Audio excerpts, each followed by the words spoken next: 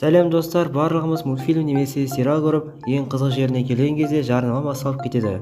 Бірақ біз ол жарнамаларға мән бермейтінбіз. Бүгін біз сіздерге топ 10 ең күлкілі және қорқынышты жарнамаларды көрсетеміз. Сонымен кеттік.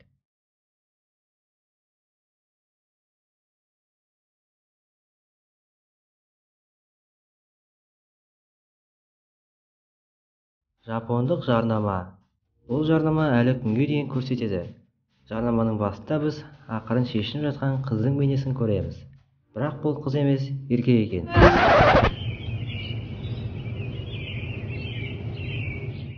Сөйтсек, бұл әйел адамдарға арналған жарнама екен. Ай, оңбағандар.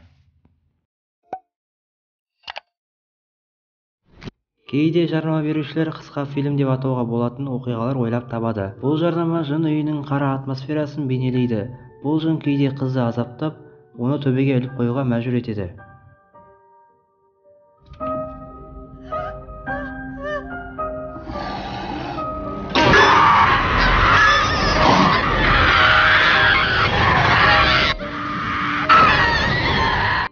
Сөйтсек, бұл кәдімгі шаң сорғыштың жарнамасы екен.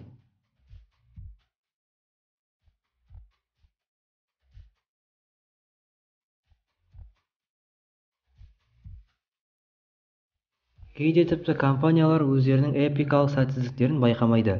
Мысалы, Макдоналдс компаниясы 90-шы жылдары күлкілі әуенді жарнама шығарды. Әуеннің қазақша аудармасы 4 әріптен тұратын ұятсыз сөз. Өкінішке орай олар бұл жарнаманы балаларға арнаған.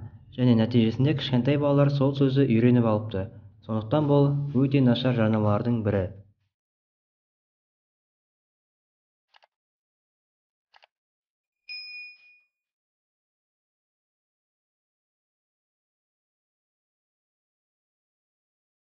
Неге бұл жарнаманың басы ұятсыз басталды деп ойлайсыздар? Өйткені олар жарнаманың соңына дейін көру үшін істеген. Және бұл жарнама ішімдік ішетін адамдарға арналған.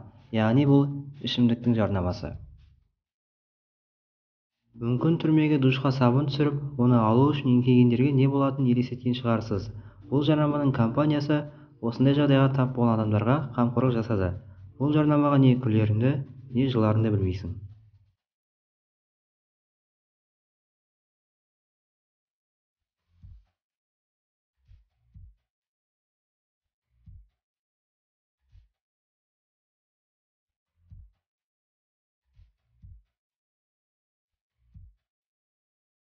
Келесі жарнама бізге суды үнемдеуді үйретеді екен. Бірақ нақты неге арналғаны белгісіз.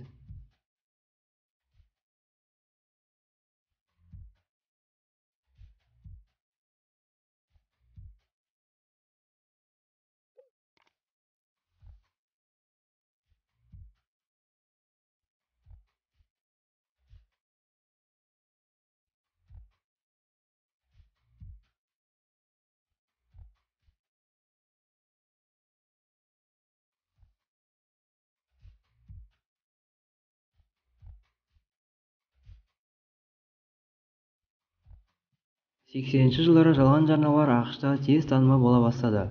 Мысалы, мына кәмпит адамды арықтатады екен. Күлкілі естілетін шығар, бірақ сол жылдары адамдардың ойынша бұл кәмпит салмақ тастауға көмектеседі екен.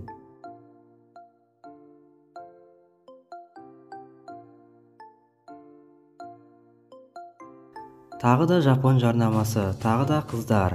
Бұл жолы кейде жігіт біртүрлі жағдайға қалады. Кейінірек қыздардың дауысы өзгере бастайды. Жалпы біз бұл жарнаманы стадионның жарнамасы деп ойлаймыз, алайда олай емес. Бұл жарнама қыздарға арналған екен.